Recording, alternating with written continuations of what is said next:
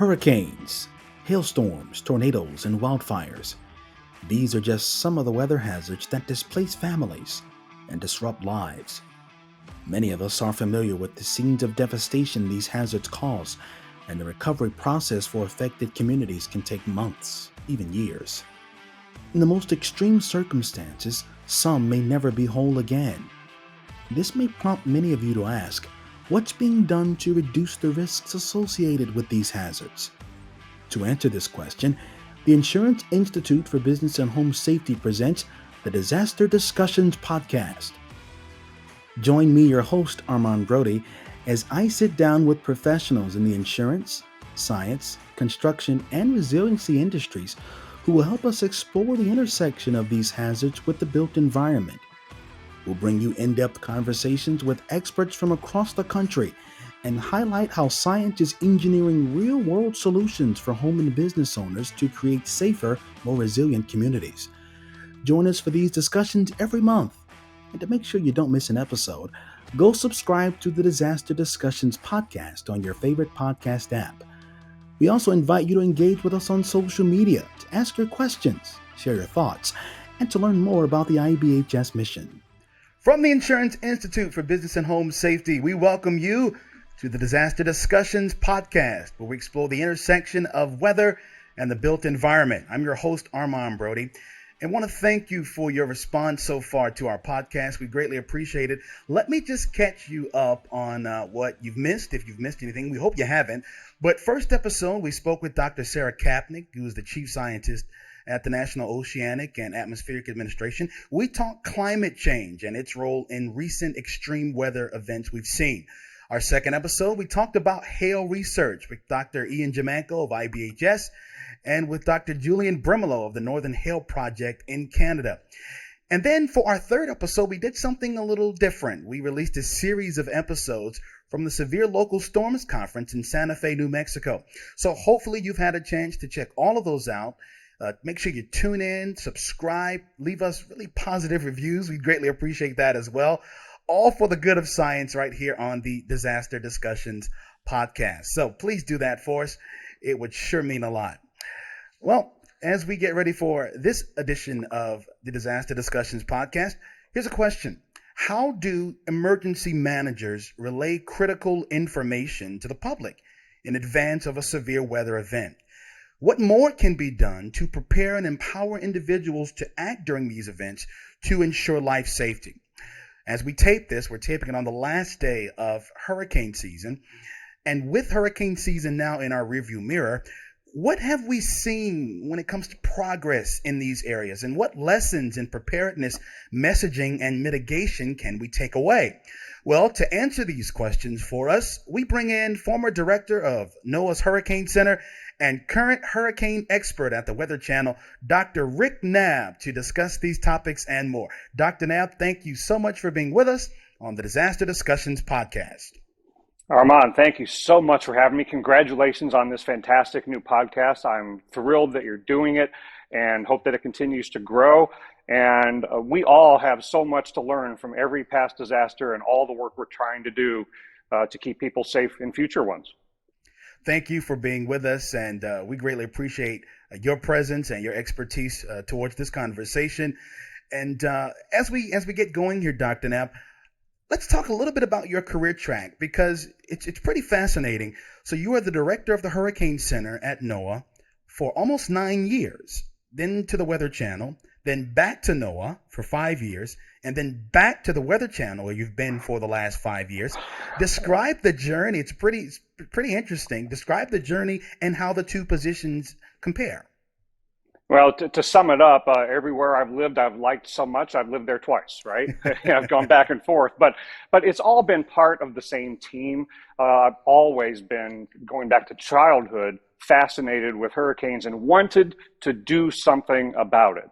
To help my family, to help myself, to help others. And so it's always been an interest in the science and the forecasting, but also getting people ready before, during, and after hurricanes. And so whether it's been a forecaster at the Hurricane Center or a broadcaster at the Weather Channel, it's all been part of the same goal, which is to get people ready way in advance of hurricanes and other perils, and talk them through it, get them through it. And then importantly, as we're learning as the years go by, how much we have to do after these disasters to recover and to get ready for the next one. And Armand, a lot of this goes to my own personal experiences preparing for, dealing with, and recovering from hurricanes. I've experienced some of the same challenges within my own family, with my own extended family, my friends, my communities. We've struggled to get ready for and to endure and to recover from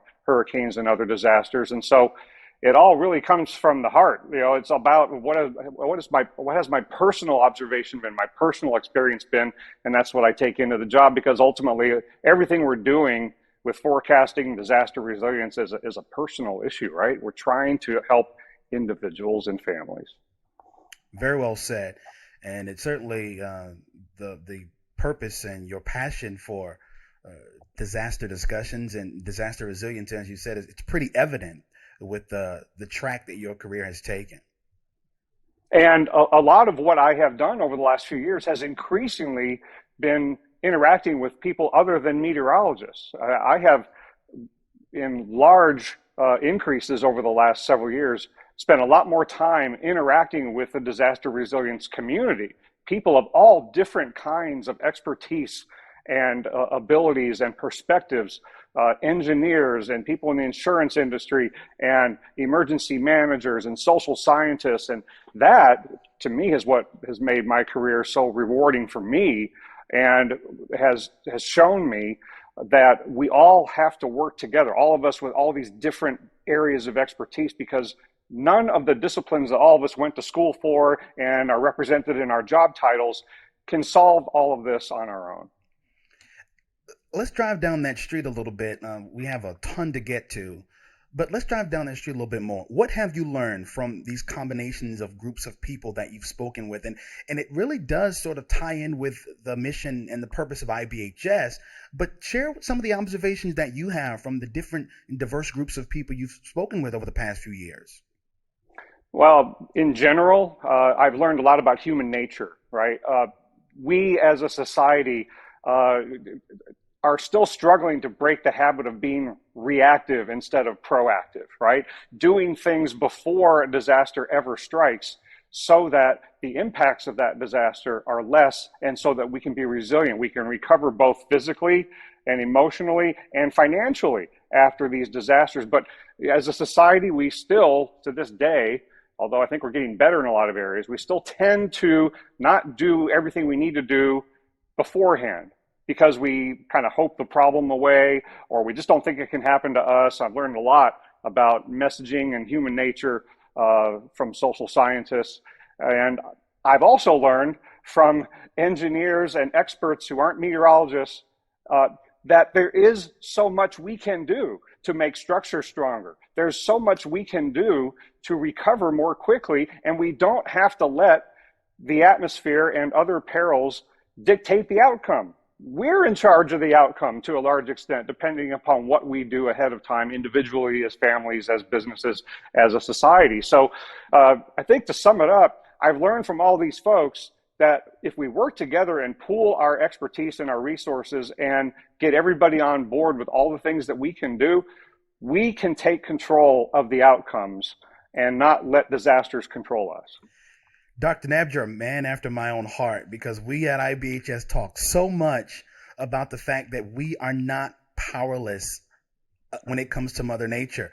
Can you just sort of put some meat on that bone in particular? I know since we're on this street, we may as well keep walking around and looking at houses. Just tell me about the importance of helping us as a society understand that we are not powerless against the Ians and the Mother Nature, the events that Mother Nature can bring. Well, just think of the comparisons that we've done between different homes and different communities in similar disasters, but where the outcomes were different, not because the storm was so much different, but because how a house was built was so much different.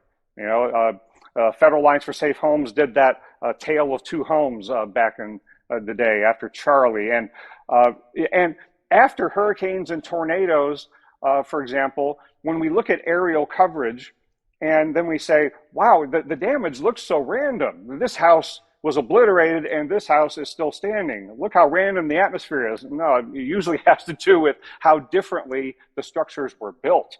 And I think we're seeing the aftermath of disasters differently through that lens and realizing, aha, if we build differently, then we're the ones who can make the outcome different. And it's not random. It's predictable. It is avoidable to have communities completely wiped out. And that's just from the wind perspective. But if you look at flooding, there's a lot of things that have been done to lessen our impacts from flooding, from small changes people make to their homes and to their communities, to just look at the risk reduction system around New Orleans that was built post-Katrina. That saved us from another Katrina flooding disaster in Ida, because we actually have the ability to build against these storms. So the outcome was much different because we controlled it. Now, that was a $15 billion fix. Not every community can do that, but it shows that even on the small scale, I have even done small changes to my home over the years that have saved me a lot of money. And one of the best examples that I've ever seen is when I was at IBHS, and you guys showed me taping the seams between the roof, mm-hmm. right? The pieces of plywood. And just by taping those seams, you can, which is not very expensive compared to the damage that it can prevent, you really start to learn that by spending a little bit of money or a little bit of effort ahead of time, you save yourself so much money, so much damage, so much heartache later on. So we see it, that there are tangible ways that are well within reach that we can lessen the impacts of disasters. I want to use Dr. Knabb. I want to use Hurricane Ian really as the example here to continue our discussion. And before we get into this more deeply, I want to add that our hearts are obviously still with the families who lost loved ones and who are still rebuilding and recovering after Ian. But you mentioned Hurricane Charlie, and there were some comparisons made with Hurricane Charlie back in 2004 and Hurricane Ian, which of course made landfall in Florida as a Cat 4. Tell me about why Ian was so different from Charlie, from your meteorological expertise. The short answer is the horizontal size of Ian was so much larger than Charlie, which was pretty small. Okay, and if you take a hurricane and you move it along the same path, but it's a lot larger, then you have a much different outcome. So one thing that I think probably happened with the landfall of Ian is that a lot of people thought, well, I got through Charlie okay, and so I can get through this one. But in places like Fort Myers Beach, you got the radius of maximum winds into Fort Myers Beach, and that maximized the storm surge there, whereas in Charlie, with much smaller, the radius of maximum winds was a lot farther up the coast. Totally different outcome in terms of who got the strongest winds, who got the devastating storm surge. And that's all because of the horizontal size. So you can take the same category on the wind scale, the same path, and get a totally different outcome because of the horizontal size. And that is what made the difference in a place like Fort Myers Beach with the devastating storm surge. Do you find, Dr. Knabb, that maybe other meteorologists or even ordinary Joes, when it comes to hurricanes, are we always sort of looking to compare one storm to another? And why is that a good thing or a bad thing? Can you touch on that for me? Yeah, it can be both, Armand. It's human nature to utilize our experience to help us understand what to do with the current situation or future situations we might be facing. But that can be a double-edged sword. It is certainly good to look to history to understand your vulnerabilities. I mean, we've known for decades that Southwest Florida is very vulnerable to storm surge. Okay, knowing that and really facing the reality of what can happen can be two different things. And so even though you know and you've heard, okay, I'm in Southwest Florida, we're very vulnerable to storm surge because of how shallow the Gulf waters are and the concave shape of our coastline and all of that. Okay, I know that, I've heard it. But then at the same time, we use our experience. Well, I got through Irma, I got through Charlie, I got through Donna. I've been here for decades and it's never been that bad. I know storms. I can deal with these storms and I don't need to evacuate. That was one line of reasoning we heard a lot of people express. And that's where experience gets us, because especially with relatively infrequent disasters locally, like hurricanes, every storm is different, and you can live someplace for decades and never experience a storm like the one you're facing right now. And so I think sometimes our experience gets us in a bad way that way. Every storm is unique. And just because it hasn't happened to you, I mean, we, all the time, you put a microphone in front of somebody who has just been through a disaster, and we know what we all say, right? Never thought it could happen to me. It's never been this bad. I've lived here for decades and it can't happen. But as a wise person once told me, the definition of a disaster is a series of unlikely events, right? So if you don't think it can happen to you, that's the mindset that gets us into trouble. Now, how does that mindset affect how you message and communicate the importance and the significance of protecting yourself and being ready? How does that mindset, in some cases, maybe even hinder the effectiveness of your job, whether it's as the hurricane expert at the Weather Channel or as the Hurricane Center director at NOAA? How do those mindsets come into play for your job as a communicator? Well, communication, as we all know, is a two-way street. Communication isn't successful unless not only is the message given, but then the message has to be received, and then it has to be acted upon. And that's when communication really has happened. And so to accomplish all that, I will admit, is not an easy task on the topic that you're mentioning. Convincing people to do things proactively to prevent bigger disasters down the line has proven to be a challenge. And just look at all the different things that we're still not as good at as we would like to be. When it comes to evacuation, it's still hard to get people to plan ahead of time for evacuations, know their evacuation zone, to figure out where they're going to go and how they're going to get there if they're ever told to evacuate. Look at how challenging it has been and remains to be to get people insured for flood ahead of time. Not just because, the flood insurance system is a mess and I don't even know what to do. No, there's this huge insurance gap when it comes to flood.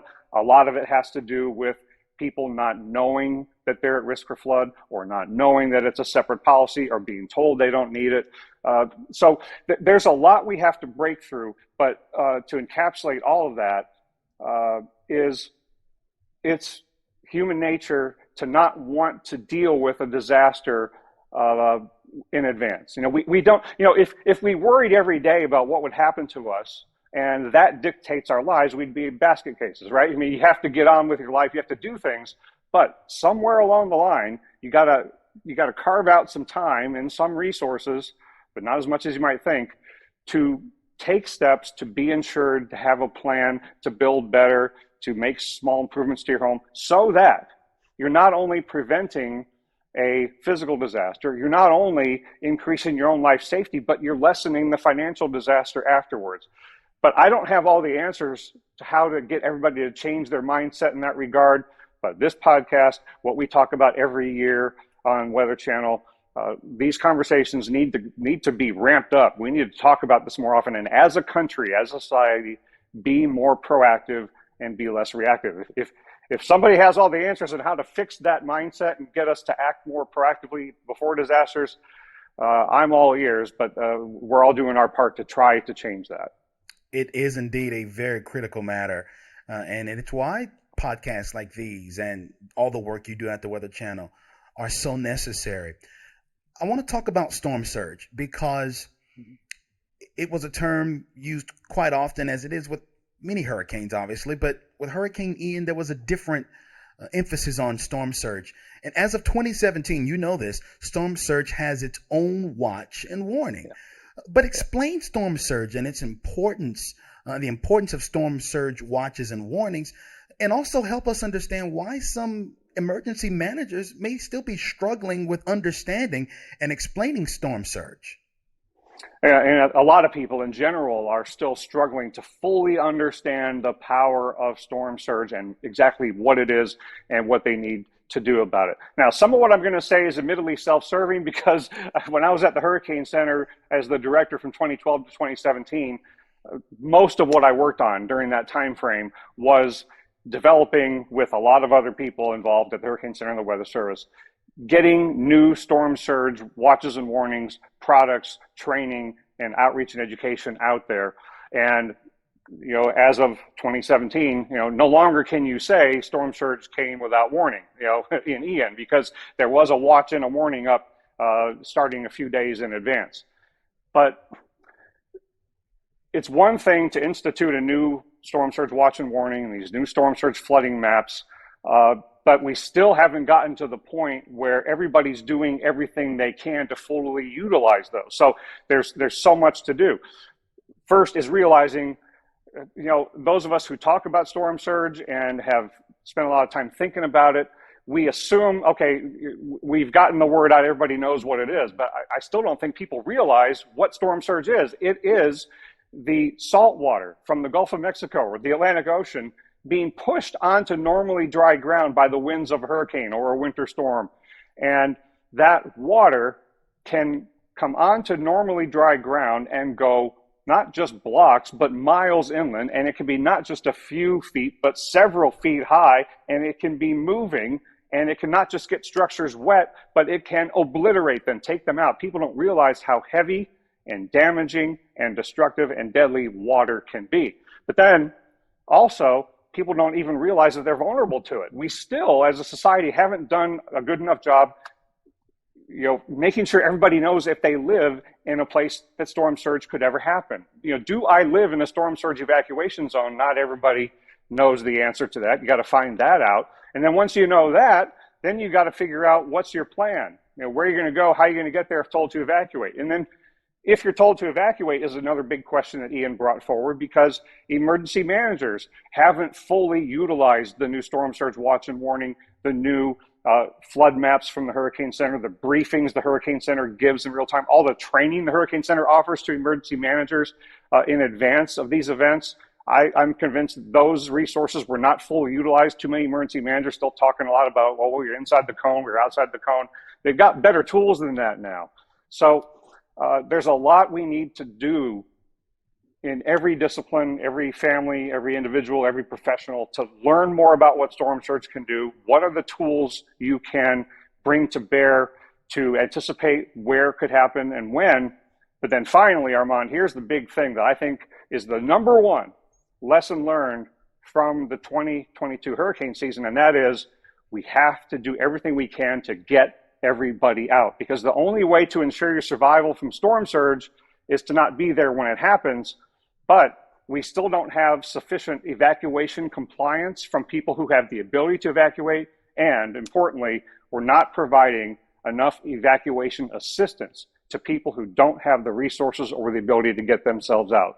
We have a lot of work to do when it comes to saving lives with storm surge. We learned this year the hard way that the storm surge watch and warning did not fix the whole problem with saving lives from storm surge. We lost a lot of people in that hazard this year.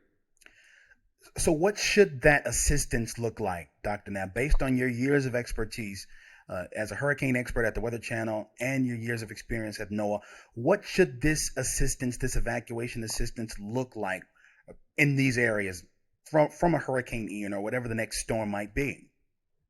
Well, in general, we need to start thinking of evacuation and the resources applied to it before the hurricane makes landfall, and apply those resources to the same level that resources are applied after the hurricane for the recovery, for debris removal, for sheltering, for food, for power restoration. I mean, just think about the army of power restoration trucks that comes into a region after a hurricane. I would like to see an army of evacuation buses coming into communities before a hurricane strikes, because we can't just issue evacuation instructions and just assume everybody's got it. Evacuate when told to do so doesn't quite cut it. There are too many people who don't have the financial resources, don't have transportation, have health issues that need help getting out, and we need to apply those resources ahead of time and make it an easy thing compared to now. Evacuation will never be easy, but make it easier than it is now for people to get out. We got to get everybody out. And from a personal perspective, I experienced this in Charlie, 2004. My elderly grandmother, living in the Fort Myers area in a mobile home, and we told her, hey, you can't be in that mobile home for this hurricane. You got to get out. And then she said, okay, I've got a friend who's going to come get me. And then when the hurricane was approaching, from the Hurricane Center operations floor, I called my grandmother just to make sure she got out. I just wanted to make sure she got out. Everything was okay.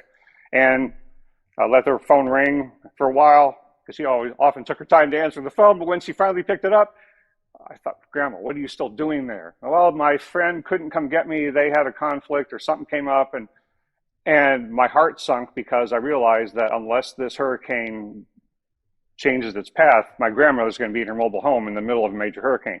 And from that point forward, we as a family decided we're going to go get her out. And that's what we did in the 2005 hurricane season. So we have to go get people out, not just leave them to their own devices when they lack the resources and the ability. So I think that's what it can look like.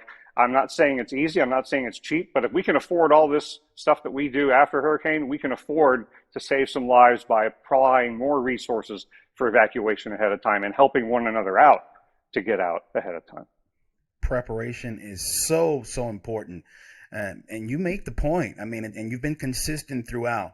We've got to be more proactive and not reactive. That point is so critical to the work that you do and the work that we do here at IBHS.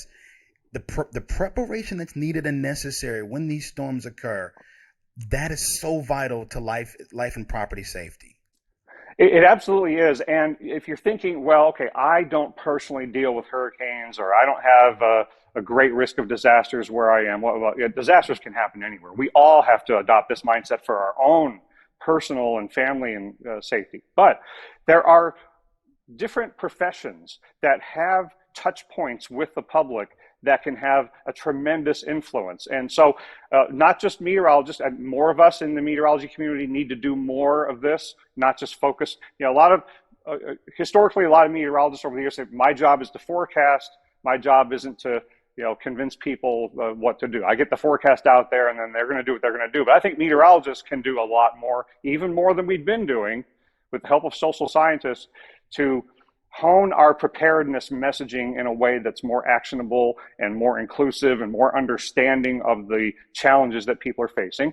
Emergency managers, I think, can do a lot more to publicize their evacuation zones, so people are starting to think about evacuation long before the hurricane is on their doorstep. And I would call upon insurance professionals, especially those who have the direct interaction or the opportunity to have direct interaction with their policyholders, to you really dedicate yourselves to meeting with your policyholders every year and having that insurance checkup and educating yourselves about the flood insurance issue. And let's all get on board with this notion that if it can rain where you live, it can flood where you live. Because Armand, even I and other friends that I've talked to have been told by some of our insurance agents over the years, well, you don't need flood insurance. But now I demand it, even if I'm told I don't need it. Now, everybody's got a different perspective on this, but I think we all need to be telling people, the policyholders, more about the risks of flood so that they can get insured for that hazard. And that could go a long way to helping people recover financially from these disasters. But we still have this tremendous gap in flood insurance coverage. I feel like we're just spinning our wheels, not making any progress to get people insured for flood. And we all need to do more to make that happen.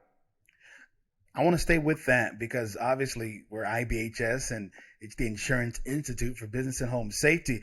Let's talk to the insurance industry. What else do you need from the insurance industry to be a part of this move when it comes to messaging and preparedness? What else do you want to see from the insurance industry?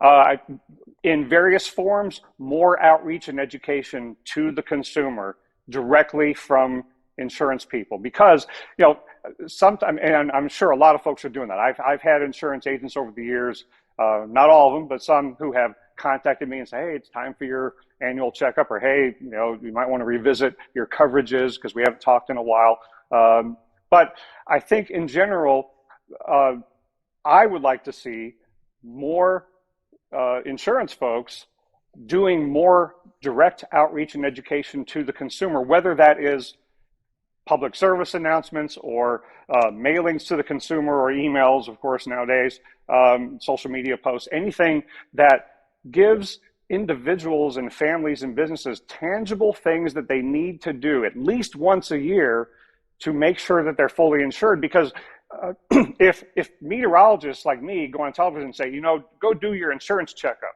a lot of people see me say that on television, they're going to roll their eyes and go, yeah, Knabb's a hurricane guy. He's obsessed with this stuff. Yeah. He's going to talk about making me go to my insurance agent every year. Okay. But if a trusted, known insurance professional who has already interacted with the consumer and is a trusted professional in that area says to a person, to an individual, if it can rain where you live, it can flood where you live. Are you covered for flood? If you were to revisit your insurance coverages, you might be able to find ways to save on your premiums and lessen the chance of damage. That's good for me and for you. If we hear those things as consumers directly from insurance folks about insurance, I think the trust factor goes way up. And I think the insurance folks have a lot more power to ensure resilience in this country than they even realize. I know they know what they're doing is important, but it's even more important than you might realize in terms of what you can do with outreach and education. And if I could wave a magic wand, every person in this country would get a call or an email or a text from an insurance professional at least once a year to say, hey, let's talk. We need to review your coverages. Not just the message, but the messenger is vital. Yes. As well, as what you're saying. Yes, absolutely. And it's all about really, if people hear, social scientists have taught me this, if people hear the same message multiple times from multiple sources, they're more likely to believe it and to act upon it. So if I'm telling people on television you need to do an insurance checkup, and then an emergency manager is saying, hey, while you are planning for evacuation, go get your insurance checkup, and then the insurance agent says, time for your insurance checkup, people will start to hear it more consistently. Oh, okay, and social norming becomes a thing. Oh, we're all hearing about this. We need to be doing this. Make it uncool to not get your insurance checkup, right? You make it cool to be doing that. But I think the pull from professionals to do things like that, like get your insurance checkup, like find out your evacuation zone, like identify small, inexpensive things to make your home stronger that could save you from a lot of damage and heartache later. All of these things, if people hear them more often from all of us, if we're all on the same page, then I think we can start to steer that ship in the right direction. Dr. Knabb, we've been talking about some of the growth areas from a communication standpoint, from a messaging standpoint, from Ian. Were there any things that you looked at and have been looking at and you said to yourself, that was done relatively well? Is there anything that we take away and say, you know what? Obviously, there's always room for improvement, but from a messaging standpoint, a communication standpoint, that was done relatively well. Well, the Fortified program, I think, is a prime example of that. We need to do a lot more of that. As much as that has accomplished and as much as that has been discussed and promoted, let's make it even more famous, right? Because the whole idea that you can build stronger and you can not just meet but exceed building codes, and you can do all this in a within reach, affordable way in all kinds of different communities, is something we need to keep repeating and turning into action. Another example is, the improvements in the building codes in Florida post Andrew. That's a good story, and I think we've seen some of that play out in some of the structures that have not been as damaged as they otherwise might have been in Florida in recent hurricanes. But then I'm going to pick on some of my friends in Texas because I used to live there, right? I live in Houston during junior high and high school. My mom still lives in the Houston area. And you still don't have people in Southeast Texas with hurricane shutters. You still don't have everybody around the country getting flood insurance. We're still way less than 50% on that. So as much as we've made progress on getting the word out about flood insurance, we still have most people that don't have it. We've made some progress in terms of flood mitigation, but not enough communities are participating in the community rating system and doing things to make their flood insurance premiums go down. So just about everything, when it comes to building codes, when it comes to building stronger, when it comes to insuring people, we've made progress in all those areas, no doubt, but we still have a long way to go. And one last example that I can't get out of my mind is this whole program about turn around, don't drown to keep people from driving their cars onto water-covered roads. Tremendous success in getting that message out, but still, too many people still do it. They still drive their cars to their death sometimes onto water-covered roads. So I guess what I'm saying is there's been a lot of things that have been done with life safety and disaster resilience and recovery and insurance and so forth, but we can't stop. And we have to keep reinventing things and trying new things and making progress because there are still a lot of ways in which we are nowhere near as resilient as we need to be. And really, to use your illustration from earlier, we have so many tools in the toolbox now that there really isn't any excuse for us to not be making that progress in these areas. Especially given that we are all so connected now, right? We could be filling up social media with so much more information along these lines. We could be utilizing all kinds of new creative ways that people are communicating, without using names of different apps or social media networks. But one thing I know that happens in my neighborhood is through an app, through social media, through other avenues, I find out all kinds of things about what's going on in my neighborhood. We spread all kinds of helpful messages to one another. But why aren't we using technology like that to remind one another to get our insurance checkup and to communicate with our insurance agent? And with, a lot of times when I tell people to get there, you find out what evacuation zone they live in, the best way I still have is to tell them to call their local emergency management office. Well, why isn't there a social media network where disaster professionals and consumers are having ongoing conversations about insurance checkups and evacuation zones? You get what I'm saying. There are ways that we could re-galvanize the conversation in new creative ways to tangibly move the needle on people actually taking action on things to make themselves more resilient. Do you still get the people in society who, when these storms come, say that, oh, Dr. Knabb, you folks at the Weather Channel and you meteorologists, you're all just trying to strike up fear in us and you're just trying to make us afraid? And do you still get that? And how do you address that? Well, I got it this year. Remember how quiet August was, right, in the Atlantic Basin. When we got near the end of August, as we were approaching it, and it looked like we were going to have, one of the quietest Augusts we've ever had, I kept saying, this is a La Nina year. We've learned from the past that the second half of a hurricane season can be much different than the first half. Please don't let your guard down, because I was getting really concerned that people had written off this hurricane season and were not going to do the things they needed to do to get ready, and that we were leaving ourselves even more vulnerable than usual. So I got a lot of that. And then, I wish, and I even said this on the air in August, I hope that this is a sign that this hurricane season is going to under-deliver, like 2013 did. We've had years that have done that. But history teaches us in La Nina years that, no, the chances are unfortunately pretty high that we're still going to have a bad season at some point. Um, you know, I think I've gotten that kind of reaction throughout my career. I think a lot of us in the disaster resilience community, disaster safety, we get that. When we're talking about disasters, people say, well, you're just trying to scare me. You're just trying to promote your message because that's what you do. But I think all of us involved in this really do have at the core of why we're doing this, trying to get people to just take a few minutes out of their day, a few hours out of their year to do some simple things to keep them from dying in a disaster or from their home being destroyed or from them having financial disaster. And so I try to explain what's in it for them, right, in what I'm saying. So we have to put this in terms that people can understand. And I think if you keep it personal and you keep front of mind the challenges and the obstacles that they might be facing in doing the things that you're telling them to do. A lot of times when we're doing outreach and education, we say, well, you just need to do this.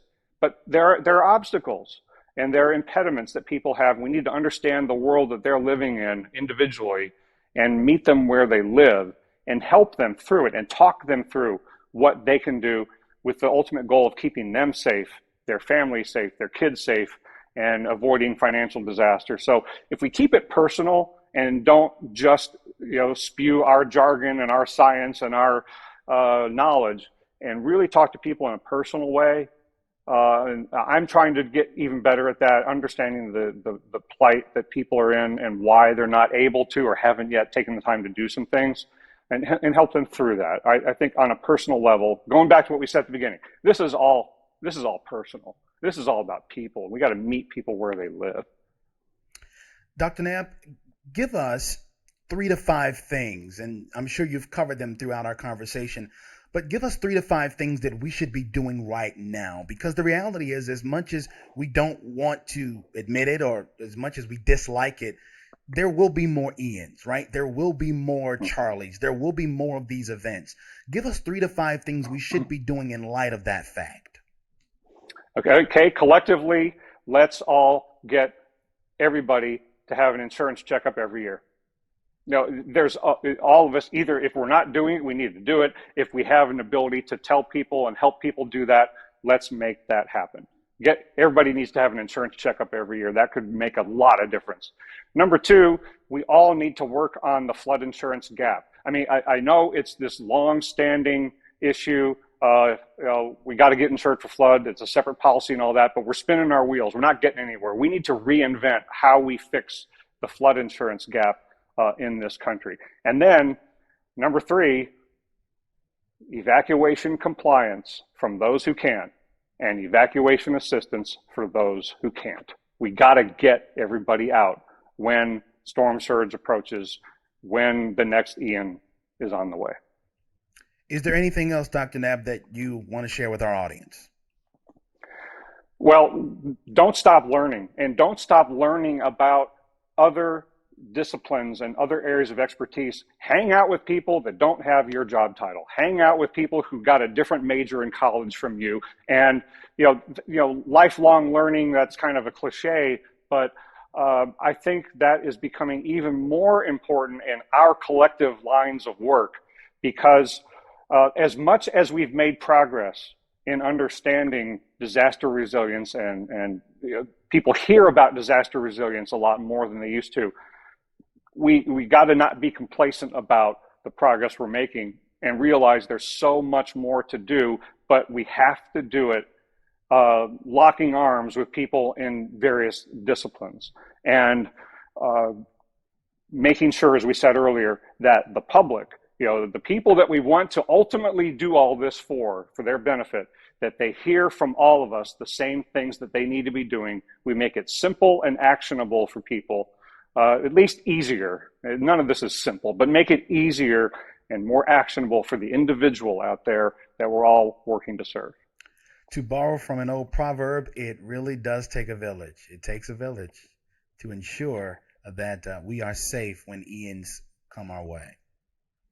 It does require that we all help one another. I mean, when we talk about getting ready for every hurricane season, and you can model this when you talk about getting ready for any kind of disaster, we talk about, in our Hurricane Strong program that we've had for years is, planning for evacuation and getting supplies and getting your insurance checkup and doing things to make your home stronger. But the last one in that is help someone else, right? You got to help other people.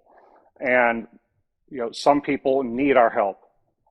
Those of us who are at the forefront of this, those of us who have our disaster plan and our insurance policy and our strong home, if you have your house in order, so to speak, you're never done, because the next homework assignment is to go help someone else who has a lack of resources or hasn't heard or just needs help getting themselves as ready as you are. Let's help those who are not as ready as ourselves, who are not as fortunate as ourselves.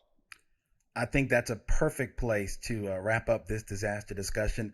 Dr. Rick Knabb, hurricane expert at the Weather Channel, I want to thank you so much. I thoroughly enjoyed this conversation, learned a great deal, and I'm sure our audience did as well. Thank you so much for being with us.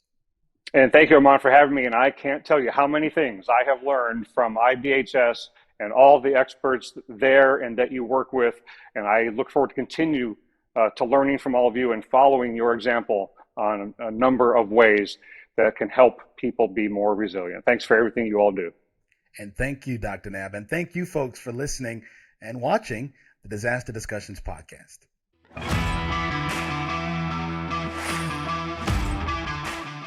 Thanks for listening to the Disaster Discussions podcast, an IBHS production.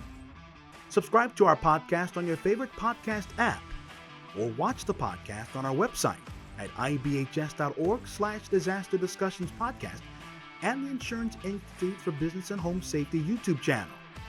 Connect with us on our social media pages on Twitter at Disaster Safety, Facebook at facebook.com/Disaster Safety, and on Instagram at IBHS_org. For more great content from IBHS, including ongoing research efforts happening at our facility, episodes of our podcast, and more, visit IBHS.org.